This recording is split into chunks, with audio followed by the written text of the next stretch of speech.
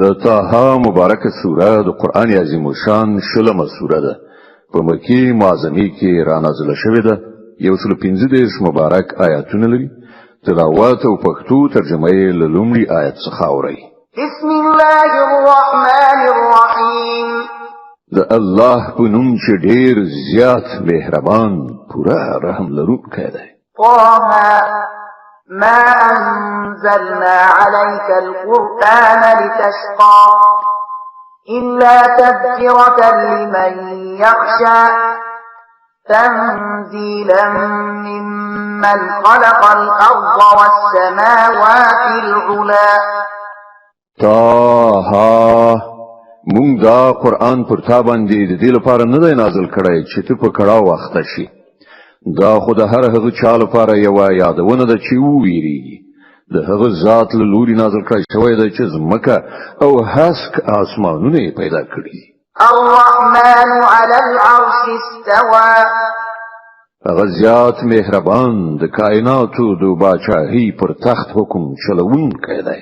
له ما في السماوات وما في الأرض وما بينهما وما تحت الثرى.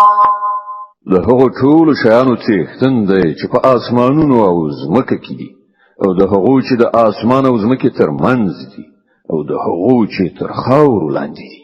صدق الله العظیم. الله ستر رښتیا ویونکی دی.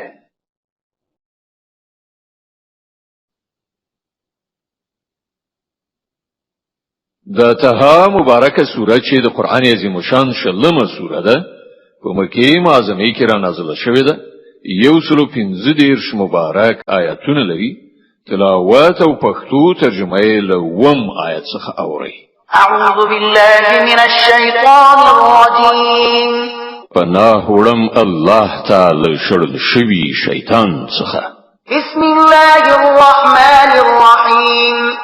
د الله په نوم چې ډیر زیات مهربان پورا رحم لرونکی دی.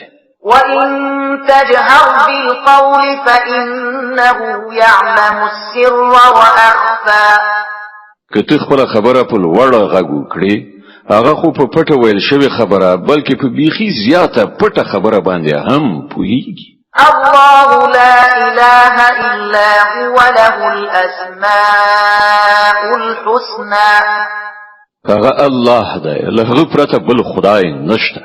د هغه لپاره ډیر غوره نمونه دي. وهل أتاك حديث موسى إذ رأى نارا فقال لأهلهم كثوا إني آنست نارا لعلي آتيكم منها بقبس أو أجد على النار هدى. او آیاتات د موسی علیه السلام څخه خبر هم رسیدلی دی. کله چې هغه یو ور ولید او خپل کورنۍ ته وویل چې لږ تم شي ما یو ور لیدلی دی. ښایي چې تاسو ته یو نیمه سکروټه راوړم یا په دې اور باندې ما ته د لارې په باب څه لارښوونه وشي. فلما أتاها نودي يا موسى إني أنا ربك فاخلع نعليك إنك بالوادي المقدس طوى وأنا اخترتك فاستمع لما يوحى. هلته چې ورسید غږ شو اے موسی زستا رب پنی دی وباسه ته د توه په سپېڅلي ناو کې او ما ته غوره کړی واوره څه چې درته وحی کیږي. إنني أنا الله لا إله إلا أنا فاعبدني وأقم الصلاة لذكري. همدا زه الله یم له ما څخه پرته بل خدای نشته نو ته زما بندگی وکړه او زما د یاد لپاره لمونځ قایم کړه. إن الساعة آتية أكاد أخفيها لتجزى كل نفس بما تسعى. د قیامت ساعت ارومرو راتلونکی دی. زه د هغه د وخت پټ ساتل غواړم ترڅو چې هر څوک د خپلو هلو ځلو سره سمه بدله ومومي. فلا يصدنك عنها من لا يؤمن بها واتبع هواه فتردى. نو یو داسې څوک چې پر هغه یعنی قیامت ایمان نه راوړي او د خپل نفسي غوښتنو بنده ګرځېدلای دی تا دې د هغه ساعت له فکر نه منن نکړي کنه نو ته به په هلاکت کې ورسېږي. وما تلك بيمينك يا موسى اے موسی دا ستا په لاس کې څه دي؟ قال هي عصاي أتوكأ عليها وأهش بها على غنمي ولي فيها مآرب أخرى. موسی جواب ورکړ دا زما همسا ده په دې باندې په تکیه کولو ګرځم په دې سره د خپل پسونو لپاره پاڼې څنډم او هم نور ډیر کارونه ترې اخلم. قال ألقها يا موسى الله فرمایل دا وغورځوه اے موسی. فألقاها فإذا هي حية تسعى. هغه وغورځوه او په ناڅاپي ډول هغه یو مارو چې دا خوا ځغلېده. قال خذها ولا تخف سنعيدها سيرتها الأولى. الله فرمایل هغه ونیسه ویریږه مونږ به دا بیرته همغسې کړو لکه چې څنګه وو. واضم يدك إلى جناحك تخرج بيضاء من غير سوء آية أخرى لنريك من آياتنا الكبرى. او لکشان خپل لاس خپل تخرک ته وروړه بیل کوم تکلیف څخه بد زلان دراوزی دا بل نه خانه ده د دې لپاره چې مونږ تاسو د خپل سترو نه خانو خوونکیو. اذهب إلى فرعون إنه طغى. اوس ته فرعون ته ورشه هغه سرکشه شوی دی. قال رب اشرح لي صدري ويسر لي أمري واحلل عقدة من لساني يفقه قولي. موسی عرض وکړ پروردګار زما سینه پرانیزه او زما کار ماته آسان کړه او زما د ژبې غوټه وسپړه تر څو چې خلک زما په خبرو وپوهېدلی شي. واجعل لي وزيرا من أهلي هارون أخي اشدد به أزري وأشركه في أمري كي نسبحك كثيرا ونذكرك كثيرا إنك كنت بنا بصيرا. او زما لپاره زما د خپل کورنۍ نه یو مرستیال وټاکه هارون چې زما ورور دی د هغه په وسیله زما مټ پیاوړی کړه او هغه زما په کار کې برخوال کړه تر څو چې مونږ خاص تا پاکي بیان کړو او تا زیات یاد کړو ته تل زمونږ د حال څارونکی. قال قد أوتيت سؤلك يا موسى ولقد مننا عليك مرة أخرى إذ أوحينا إلى أمك ما يوحى أن اقذفيه في التابوت فاقذفيه في اليم فليلقه اليم بالساحل يأخذه عدو لي وعدو له وألقيت عليك محبة مني ولتصنع على عيني. الله فرمایل ای موسی څه چې دی وغوښتل درکړای شول مونږ یو ځل بل هم پر تا احسان کړی دی. یاد کړه هغه وخت چې مونږ ستا مور ته وحی وکړه داسې اشاره چې د وحی په وسیله کېدای شي چې دغه ماشوم په صندوق کې واچوه او صندوق په سیند کې وغورځوه. سیند به هغه غاړې ته وباسي او هغه به زما دښمن او دغه ماشوم دښمن را واخلي. ما له خپل لوري نه پر تا مینه خوره کړه او داسې تنظیم مې وکړ چې ته زما په څارنه کې وپالل شي. إذ تمشي أختك فتقول هل أدلكم على من يكفله فرجعناك إلى أمك كي تقر عينها ولا تحزن وقتلت نفسا فنجيناك من الغم وفتناك فتونا فلبثت سنين في أهل مدين ثم جئت على قدر يا موسى.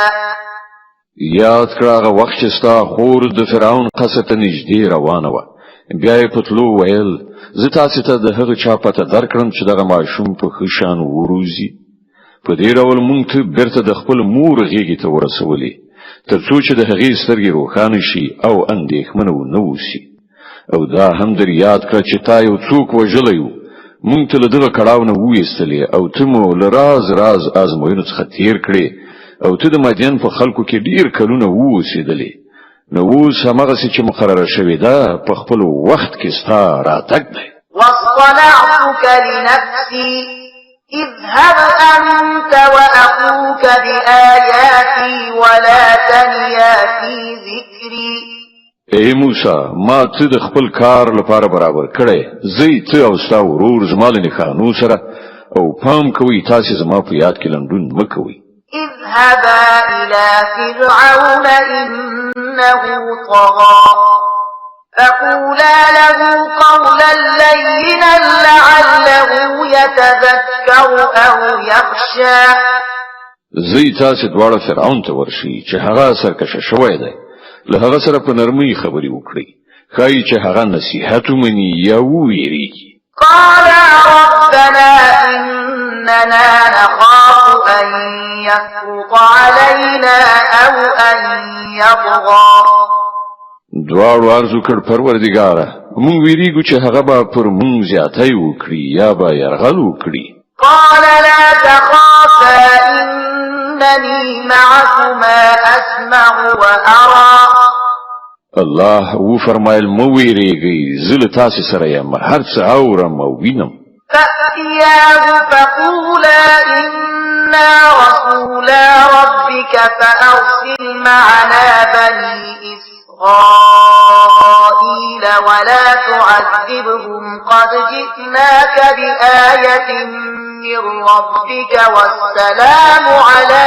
من اتبع الهدى غته ورشه یو وایاس چې مونږ ستاسو رب استازي بني اسرائیل مونږ سره تلو ته پرېږده او هغوی مره بړوه مونږ تاسو ستاسو رب له نښانې سره راغلیو او سلامتی ده د هغه چا لپاره چې د سمې لارې پیروي غوره کړي إنا قد أوحي إلينا أن العذاب على من كذب وتولى مونږ ته په وحی سره ښودل شوې ده چې عذاب دی د هغه چا لپاره چې د دروغو نسبت وکړي او مخ واړوي قال فمن ربكما يا موسى فرعون وویل ښه نو بیا ستاسې دواړو رب څوک دی ای موسی قال ربنا الذي أعطى كل شيء خلقه ثم هدى موسی جواب ورکړ زمونږ رب هغه ذات دی چې هر شي ته د هغه خپل ساختمان ورکړ بیا یې ورته لار وښودله قال فما بال القرون الأولى فرعون وویل او پخوا چې کوم نسلونه تیر شوي دي نو د هغو څه حالت و قال علمها عند ربي في كتاب لا يضل ربي ولا ينسى الذي جعل لكم الأرض مهدا وسلك لكم فيها سبلا وأنزل من السماء ماء فأخرجنا به أزواجا من نبات شتى موسی وویل د هغې علم زما له رب سره په یو کتاب کې ساتل شوی دی زما رب نه غلطي کوي نه هیرجن دی همغه ذات چې ستاسو لپاره د ځمکې فرش وغوړوله او په هغې کې ستاسو د تګ لارې جوړې کړې او له پاسه اوبو ورولې بیا یې د هغو په وسیله راز حاصلات راوټوکول د طه مبارکه سوره چې د قرآن عظیم الشان شلمه سوره ده په مکې معظمه کې را نازله شوې ده 115 مبارک آیاتونه لري تلاوت او پښتو ترجمه یې له 450 آیت څخه اوري قلوا وارعوا أنعامكم إن في ذلك لآيات لأولي النهى وخوري او خپل څاروي هم وڅروي بشک په دې کې د هوښیارانو لپاره ډېرې نښانې دي منها خلقناكم وفيها نعيدكم ومنها نخرجكم تارة أخرى له همدې ځمکې نه مونږ تاسې پیدا کړي یاست همدې ته به مو بیرته ورولو او له همدې نه به مو دوهم ځل راوباسو ولقد أريناه آياتنا كلها فكذب وأبى مون فرعون ته خپل ټول نښانې وښودلې خو هغه دروغ وګڼلې او وی نه منلې. قال أجئتنا لتخرجنا من أرضنا بسحرك يا موسى ویل ای موسی آیا ته مونږ ته د دې لپاره راغلی چې د خپل کوډو په زور سره مونږ زمونږ له هېواد نه وباسي؟ فلنأتينك بسحر مثله فاجعل بيننا وبينك موعدا لا نخلفه نحن ولا أنت مكانا سوى. کنو مونږ به هم ستا په مقابل کې هم دغه سي کوډي راوړو وټاکه مقابله کول کله او چیرته دي نه به مونږ له دغه فیصلې نه اوړو نه به څه اوړي په هوار میدان کې راوړاندې شو. قال موعدكم يوم الزينة وأن يحشر الناس ضحى. موسی وویل د جشن ورځ وټاکله شوه او خلک یې د لمر له راپورته کېدو سره غونډ وي. فتولى فرعون فجمع كيده ثم أتى. فرعون وګرځي د خپل ټولې دسیسې را ټولې کړې او مقابلې ته راغی. قال لهم موسى ويلكم لا تفتروا على الله كذبا فيسحتكم بعذاب وقد خاب من افترى. موسی په عین وخت کې مقابل لوري ته په خطاب وویل ای اجل نیولو پر الله باندې د دروغ تورونه متړي کنه نو یو سخت عذاب به تاسو تباه کړي. دروغ چې هر چا وتړل هغه نامراده شو. فتنازعوا أمرهم بينهم وأسروا النجوى. د دې په اوریدو د هغو په منځ کې نظری شخړه راغله او هغوی په خپلو کې په پټو پټو مشورو لاس پورې کړ. قالوا إن هذان لساحران يريدان أن يخرجاكم من أرضكم بسحرهما ويذهبا بطريقتكم المثلى. په پای کې ځینې خلکو وویل چې دا دواړه خو صرف کوډګران دي. د دوی هدف دا دی چې د خپل کوډو په زور سره ستاسو لاس ستاسو له هېواد نه وباسي او ستاسو د ژوند مثالي کړنلارې ته خاتمه ورکړي. فأجمعوا كيدكم ثم أتوا صفا وقد أفلح اليوم من استعلى. نن خپل ټولې دسیسې را یو ځای کړئ او په میدان کې ول لیکه شي. نو دا وګڼئ چې نن چې هر څوک برلاسی شو همغه ژوند وګاټه. قالوا يا موسى إما أن تلقي وإما أن نكون أول من ألقى. کوډګر وویل ای موسی تی غورځوي او که مخکې مونږ غورځو. قال بل ألقوا فإذا حبالهم وعصيهم يخيل إليه من سحرهم أنها تسعى فأوجس في نفسه خيفة موسى. موسی وویل نه تاسې وغورځوئ. په ناڅاپي ډول د هغو رسیګانې او همساګانې د هغو د کوډو په زور سره موسی علیه السلام ته ځغلېدونکي وبرېښېدلې او موسی په خپل زړه کې وویرید. قلنا لا تخف إنك أنت الأعلى. مونږ وویل مه ویرېږه همدا ته به برلاسی شي. وألق ما في يمينك تلقف ما صنعوا إنما صنعوا كيد ساحر ولا يفلح الساحر حيث أتى. وګورځوه څه چې ستا په لاس کې دي اوس دوی ټول مصنوعي شیان تیروي. دوی چې څه جوړ کړي راوړي دي دا خو د کوډګر ټګي ده او کوډګر هیڅکله نشي بریالی کېدای که په هره بڼه راشي. فألقي السحرة سجدا قالوا آمنا برب هارون وموسى. په پای کې هم داسې وشول چې ټول کوډګران په سجده پریوتل او غږ یې وکړ مونږ د هارون او موسی رب ومانه. قال آمنتم له قبل أن آذن لكم إنه لكبيركم الذي علمكم السحر فلأقطعن أيديكم وأرجلكم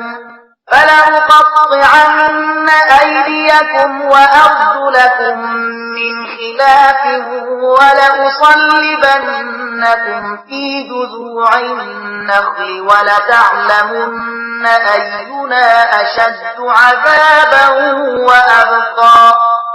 فرعون ویل تاسو ایمان راوړ مخکې له دې نه چې ما درته اجازه درکړې وي.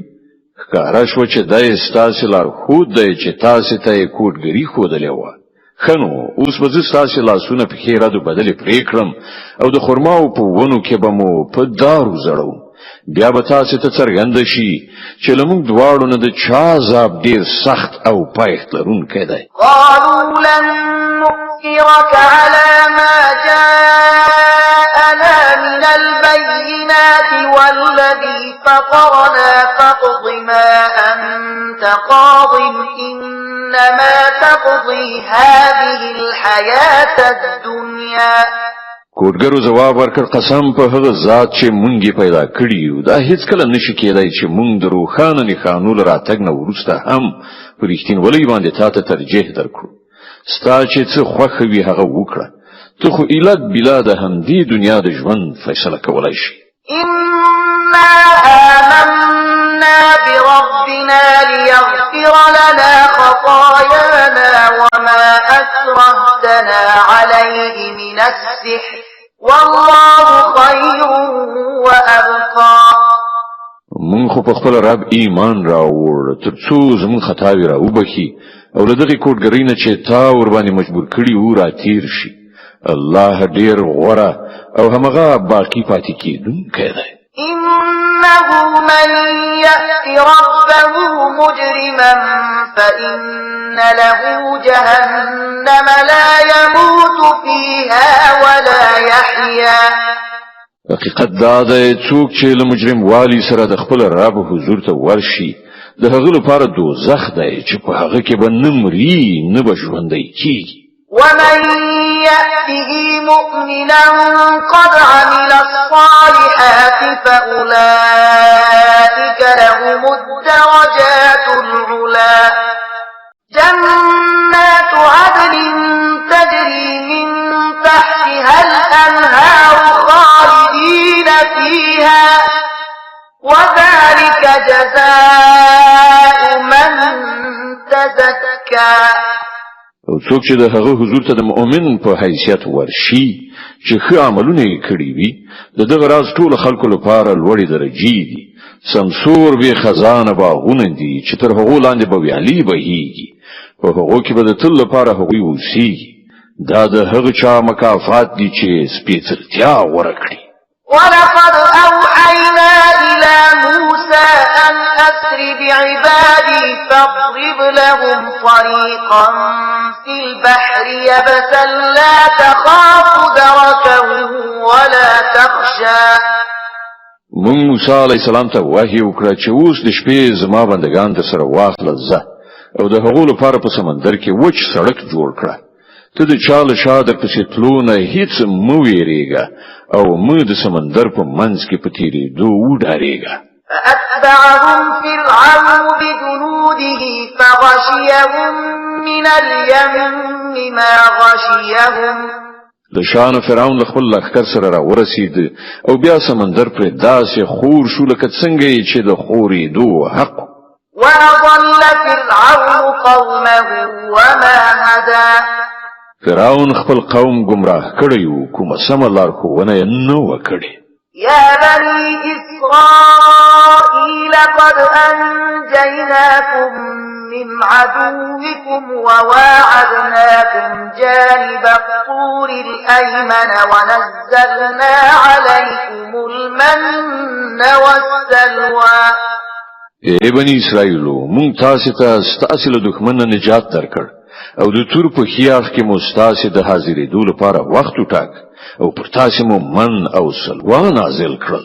كلوا من طيبات ما رزقناكم ولا تطغوا فيه فيحل عليكم غضبي ومن يحلل عليه غضبي فقد هوى.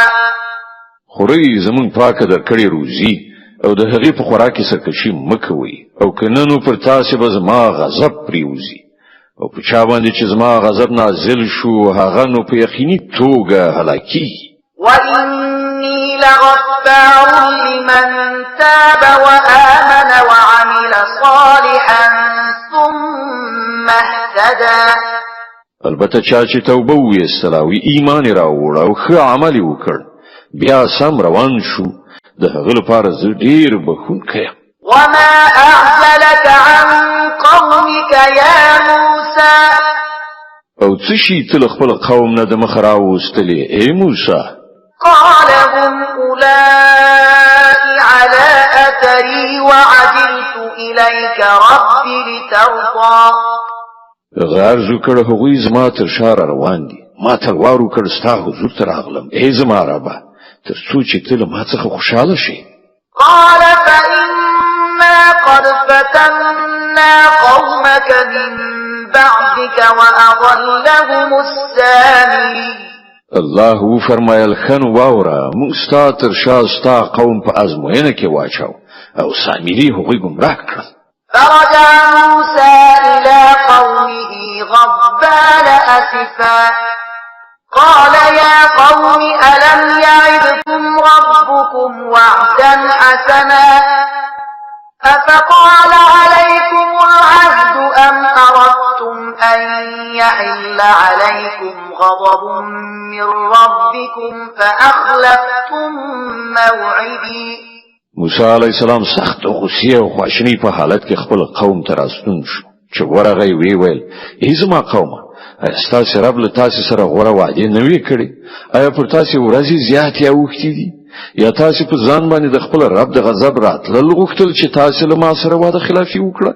قالوا ما أخلفنا موعدك بملكنا ولكننا حملنا أوزارا من زينة القوم فقذفناها فكذلك ألقى السامري فأخرج لهم عجلا جسدا له خوار فقالوا هذا إلهكم وإله موسى فنسي.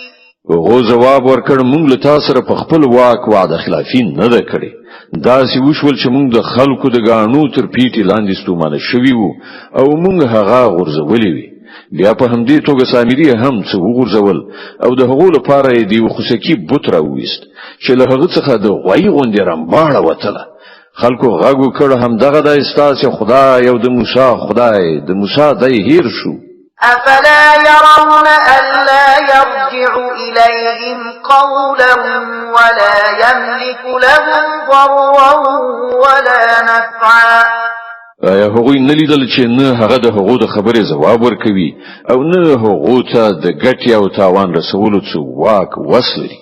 ولقد قال لهم هارون من قبل يا قوم إنما فتنتم به وإن ربكم الرحمن فاتبعوني وأطيعوا أمري. هارون علیہ السلام د موسی علیہ السلام لرا تاګ نه مخکې هغه ته ویلی و چې ای خلکو تاسو د دل عمل په فتنه کې ورزيدلې ستاسو رب خو ډیر زیات مهربان دی نو تاسو زما پیروي وکړئ او زما خبره ومنئ. قالوا لن نبرح عليه عاكفين حتى يرجع إلينا موسى. وهغه ورته وویل چې مونږ خو به د همدغه بندګي کوو تر څو پورې چې موسی علیه السلام بیرته نوي راستون شوی. قال يا هارون ما منعك إذ رأيتهم ضلوا ألا تتبعني أفعصيت أمري. موسی علیہ السلام قوم ته له تور بریښ کولو نه وروسته د هارون لوري ته راوګرځېد او ویل هارونه تا چې کله لیدلی و چې دوی ګمراه کیږي نو څه شي ستا لاس نیولی و چې زما په کړندار عمل ونه کړې آیا تا زما د حکم پر خلاف کار وکړ؟ قال يا ابن أم لا تأخذ بلحيتي ولا برأسي نفسي إني خشيت أن تقول فرقت بين بني إسرائيل ولم ترقب قولي. هارون جواب ورکړ ای زما د مور زویا زما ګیره منیسا زما د سر ویښتان را کاږه زه له دې نه ویرېدم چې ته به راشې وبه وایې تا په بني اسرائیلو کې بیلتون راوست او زما د خبرې مراعات یې ونه کړ. قال فما خطبك يا سامري. موسی علیه السلام وویل ای سامري ستا څه خبره ده؟ قال بصرت بما لم يبصروا به فقبضت قبضة من أثر الرسول فنبذتها وكذلك سولت لي نفسي. هغه جواب ورکړ ما هغه څه ولیدل چې دغه خلکو په نظر را نغلل نو ما د رسول د پښو له پلنه یو موټی خاوره را پورته کړه او هغه مې د دغې ویلې شوې طلا په منځ کې وغورځوله زما نفس ما ته هم دغسې څه راوښودل. قال فاذهب فإن لك في الحياة أن تقول لا مساس وإن لك موعدا لن تخلفه وانظر إلى إلهك الذي ظلت عليه عاكفا لنحرقنه ثم لننسفنه في اليم نسفا. موسی علیه السلام وویل ښه نو ځه اوس به ته په ټول ژوند کې همدا نارې وهې چې ما ته لاس مه راوړې او ستا لپاره د حساب کتاب یو وخت ټاکلی دی چې له تا څخه به هیڅ تیر نشي او ګوره خپل دغه خدای ته چې ته پرې مین شوی وي موږ به هغه وسوځو او میده به یې کړو په سیند کې به یې واچوو. إنما إلهكم الله الذي لا إله إلا هو وسع كل شيء علما. اے خلکو ستاسو خدای خو یوازې یو الله دی چې له هغه پرته کوم بل خدای نشته په هر څه باندې د هغه علم چارپیر دی. كذلك نقص عليك من أنباء ما قد سبق وقد آتيناك من لدنا ذكرا. اے محمد صلی الله علیه وسلم په دغه شان موږ د مخکې تیر شو حالاتو خبرونه تاسو اورو او موږ خاص لخپل لوري نه یو ذکر یعنی د نصیحت درس درکړای دی. من أعرض عنه فإنه يحمل يوم القيامة وزرا خالدين فيه وساء لهم يوم القيامة حملا. څوک چې لدینه مخ واړوي هغه به د قیامت په ورځ د ګناه دروند پیټي پورته کړي او د غراز ټول خلک به د تل لپاره د خپل درانده پیټي په عذاب کې اخته وسیږي او د قیامت په ورځ به د هغو لپاره د دغه جرم د مسؤلیت پیټي ډیر ربړونکی پیټي وي. يوم ينفخ في الصور ونحشر المجرمين يومئذ زرقا. په هغه ورځ چې کله شپېلې پوکړه شي او موږ به مجرمان په دې حال کې ایثار راولو چې د هغو سترګې به هیبت وهلې رډې ختلې وي. يتخافتون بينهم إن لبثتم إلا عشرا. خپل منځو کې به پټ پټ وایي چې په دنیا کې به تاسو اله بلا لس ورځې تیرې کړې وي. نحن أعلم بما يقولون إذ يقول أمثلهم طريقة إن لبثتم إلا يوما. مونږ ته معلومه ده چې هغوی به څه وایي مونږ په دې هم پوهیږو چې له هغو څخه چې څوک ډیر زیات په احتیاط سره حسابونکي وي هغه به وایي چې نه ستاسو د دنیا ژوند کې یوه ورځ ژوند و. ويسألونك عن الجبال فقل ينسفها ربي نسفا فيذرها قاعا صفصفا لا ترى فيها عوجا ولا أمتا. دوی لتانه پوښتنه کوي چې په هغه ورځ به دغه غرونه چیرته لاړ شي وای چې زما پروردگار به هغه خاوري ریکړي وا به لوزوي او زمکه به یو داسې هوار سوتره میدان جوړ کړي چې په هغه کې به ته هیڅ لوړه ژوره ونه وینې. يومئذ يتبعون الداعي لا عوج له وخشعت الأصوات للرحمن فلا تسمع إلا همسا. په هغه ورځ به ټول خلک د आवाज کوونکی په بلنه سم سیخ راشي یو بڅری کوګوالی به نشي خودلای او غږونه به د رحمان خدای په وړاندې خپ شي له ډیر ټیټه غږ نه پرته به نور هیڅ وانه وي يومئذ لا تنفع الشفاعة إلا من أذن له الرحمن ورضي له قولا په هغه ورځ به شفاعت په درد نه خوري مګر دا چې چاته رحمان خدای د هغه اجازه ورکړي او د هغه خبر اوریدل خوښ کړي يعلم ما بين أيديهم وما خلفهم ولا يحيطون به علما الله د خلکو په وړاندې ورسته ټول حال باندې پوهیږي او نور ته د الله په ارتباط پوره معلومات نشته وعنت الوجوه للحي القيوم وقد خاب من حمل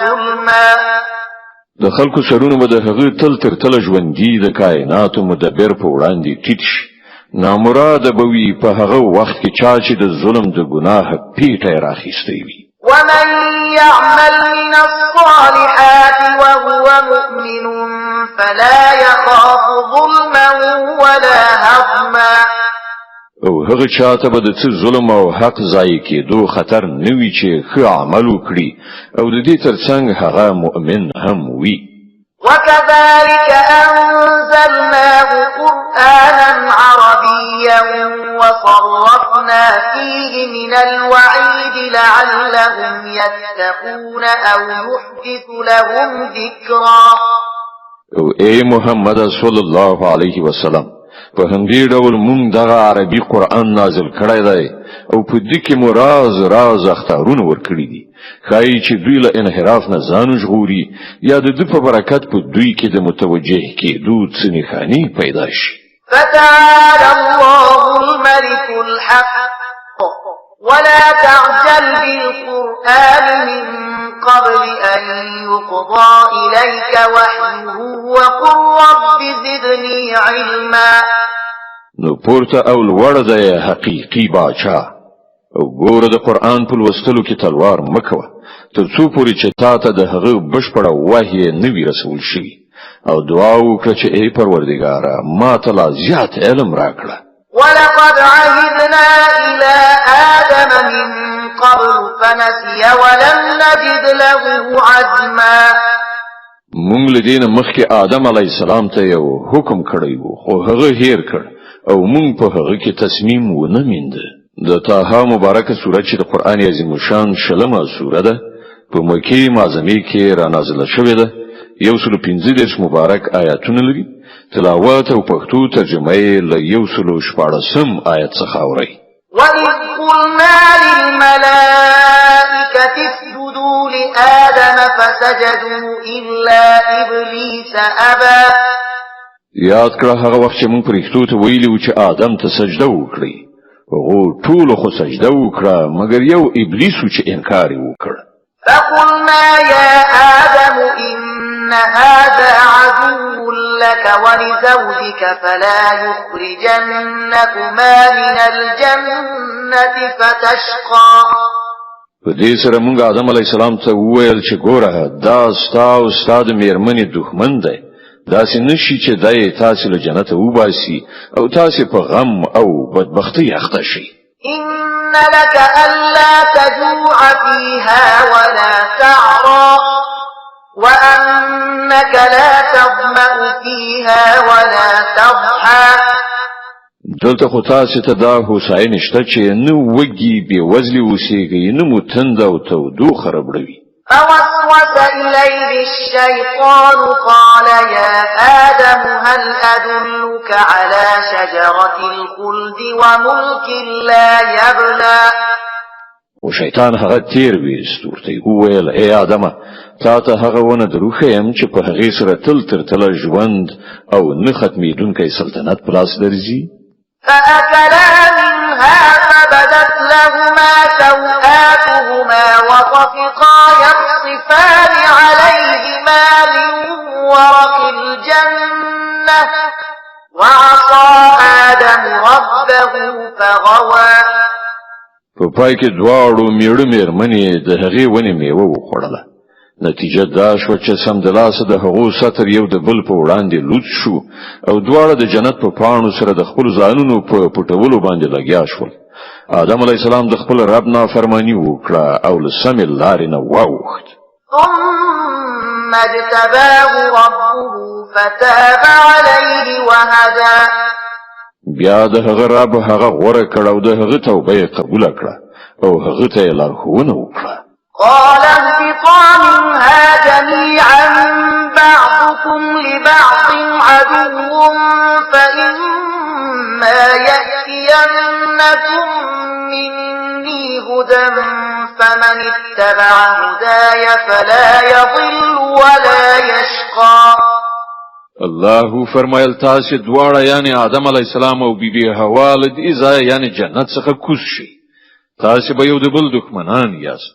اوس که زما له لوري تاسو ته کوم هدایت ورسیږي نو څوک چې زما د هغه هدایت پیروي وکړي هغه به نه گمراه شي نه به په بدبختۍ کې اخته شي.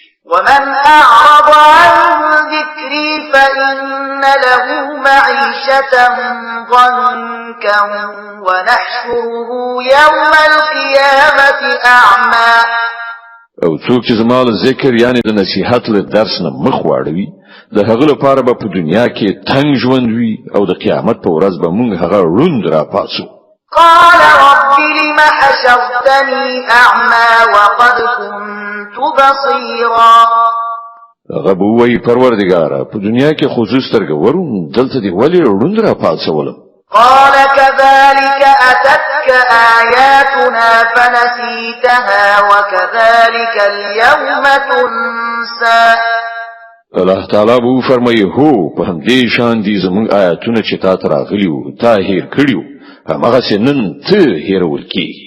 وكذلك نجزي من أسرف ولم يؤمن بآيات ربه ولعذاب الآخرة أشد وأبقى. په دې ډول موږ له حده تیری کوونکو او د خپل رب د آیاتونو نه منونکو ته په دنیا کې مجازات ورکوو او د آخرت عذاب زیات سخت او ډیر پایښت لرونکی دی. أفلم يهد لهم كم أهلكنا قبلهم من القرون يمشون في مساكنهم إن في ذلك لآيات لأولي النهى. او آیا دغه خلکو ته د تاریخ له دغه درس نه څه درس ور په برخه نشو چې له دینه مخکې مونږ څومره قومونه هلاک کړي دي چې د هغو په وران شو کلیو کې نن دوی زیرازي. په حقیقت کې په دې کې د هغو خلکو لپاره ډېرې نښانې دي چې د سالمې پوهې خاوندان دي. ولولا كلمة سبقت من ربك لكان لزاما وأجل مسمى. کستا د رب لخوا مخکې دی وی خبرې پریکړه نه وای شوی او د مهلت یو موده نه وای ټاکل شوی نو اروم مروبه د دوی هم فیصله شوی وای. فاصبر على ما يقولون وسبح بحمد ربك قبل طلوع الشمس وقبل غروبها ومن آناء الليل فسبح وأطراف النهار لعلك ترضى.